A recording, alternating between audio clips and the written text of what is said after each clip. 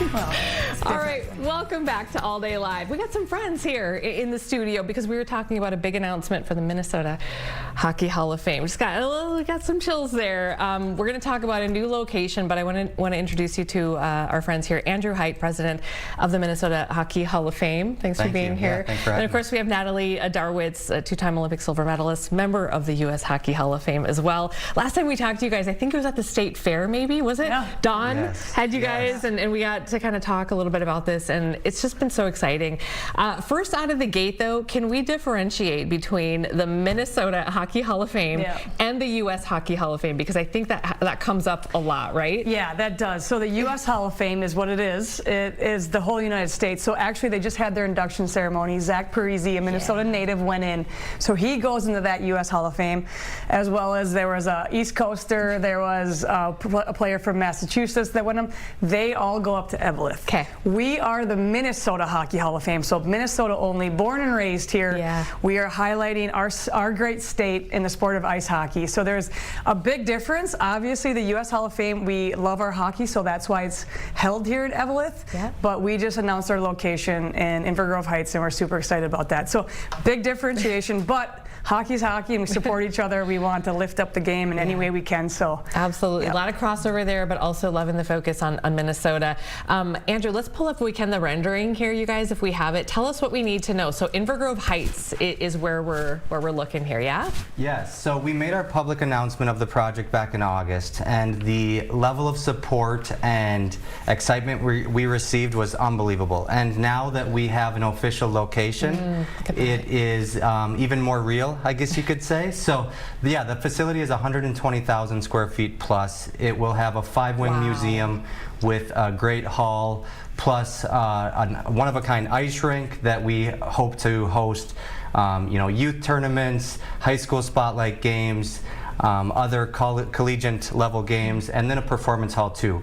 One of our main reasons why we built such a big facility was because we want to create a community hub to celebrate hockey, celebrate Minnesota, and really build that community up, because as we all know, hockey is such a tight-knit community. And with the induction ceremony, as everyone is excited for, we want to create an experience that is on our campus from start to finish. Where are we with a timeline, you guys? Yeah, so right now we are still on pace. As we made the announcement in August, we said we're moving at warp speed, and we haven't slowed down.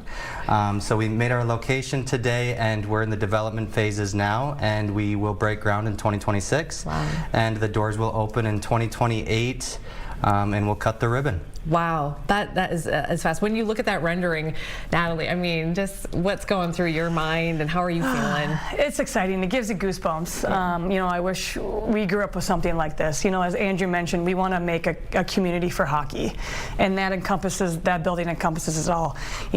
We want to have young players come in there and be inspired. We want to celebrate the past, and then we want to build up the present moment and have hockey throughout our doors and have hockey throughout our building. As Andrew said, we are the fabric of hockey in our blood in Minnesota. Yeah. And so we want to highlight that and have a one-stop shop to do that.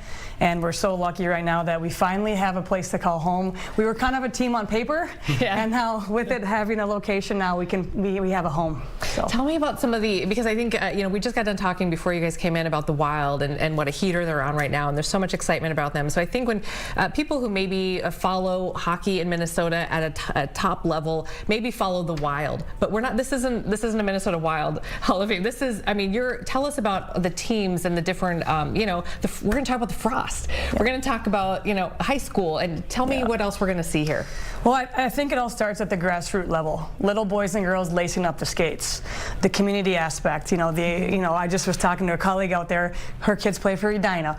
That's what people want to hear and see. That's how it started. So we're going to celebrate the grassroots level. Obviously, the high school hockey in our state, no one can compare to it in the rest of the country. The fact that we can sell out a venue of 18,000 plus is significant. Well, you put the mullet video on a loop somewhere so that we can just keep watching this. So high school hockey is just the biggest thing here in Minnesota, right? And people know it all across the country. Yeah. College, we have over 30 NCAA institutions in Minnesota alone. That's D1 and D3. Wow. Now you have professional. You talked about the Wild, the Frost, and all the players who have gone on to be successful and play for different teams, hoist the Stanley Cup. And then you have international players who represent their country in the Olympics. So people are going to, from lacing the skates up to the legends of the game, they're going to be highlighted. But what even more importantly, we want to represent the people behind the scenes, like the Zamboni drivers, the hockey moms who raise money for a second sheet of ice. Those are the unsung heroes we forget about. We want to find those stories, and the Minnesota Hockey Hall of Fame wants to be a vehicle to tell those stories and to put them under the spotlight. Yeah. Andrew, why Inver Grove Heights, and what's your hope that it does for that community? Yes, like I said, as we made the announcement in August, we had tremendous outreach from communities.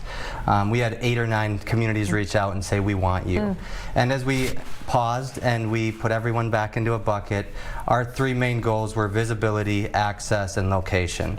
And not only access and location in the Twin Cities market, but statewide. And we want to make sure that we're inviting everybody from tip to tip of the state to come. And so as we worked through the process with Inver Grove Heights, they really checked every box that we were looking for.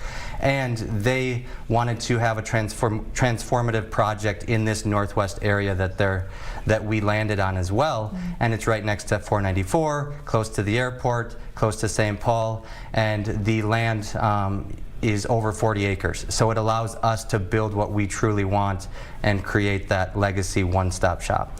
What's the community reaction been like since you made the announcement back in August? Have people been just coming out of the woodwork with stories and I got this video, and like, have you just been inundated? Yes, and to that point we do have an ambassador program, and we have over 150 men and women at the professional level that are supporting this project now, and we hope to be at 250 by summertime. And yes, everyone is just reaching out no matter what level they want or level they played and want to be a part of it.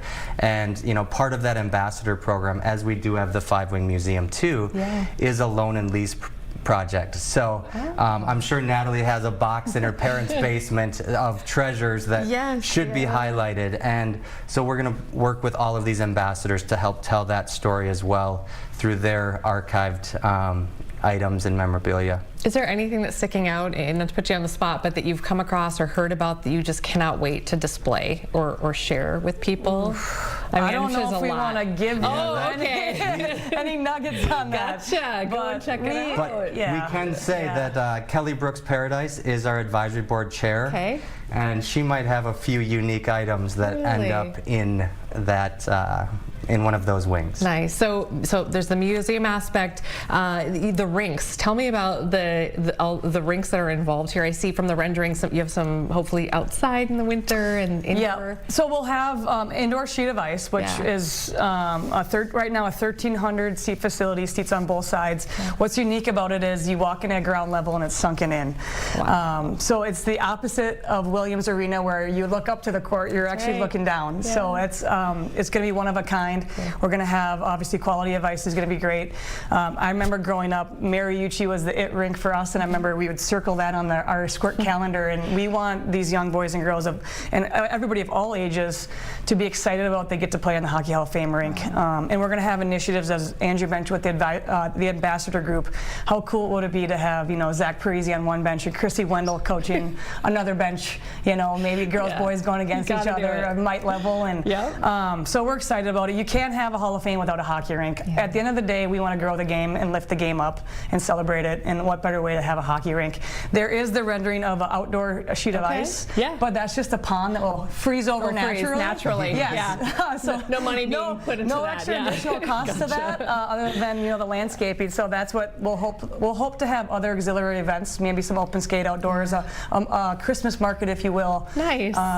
So we're not only going to be a Hockey Hall of Fame, we're going to maximize what we can do in that community. And to Natalie's point too, as we talked about the ambassador program and what we want to achieve on our sheet of ice, we are an official 501c3 too. So our goal is to, again, touch every part of the state and bring grassroots hockey education programs and other traveling museum exhibits around the whole state as well, to make sure that the whole state feels part of this. Yes, we have a home now, but truly it's all of Minnesota. Thank you guys for being here. We really Thank you. appreciate it. Amber's going to jump in here as we're wrapping the show. And how about this? Very cool stuff. It sounds great, Amy. I know. Very, very excited exciting about moment, this. especially for Inver Grove Heights. Great for the community. Yeah, really. It'll be a draw, hopefully, for a lot of people. Yes, All right.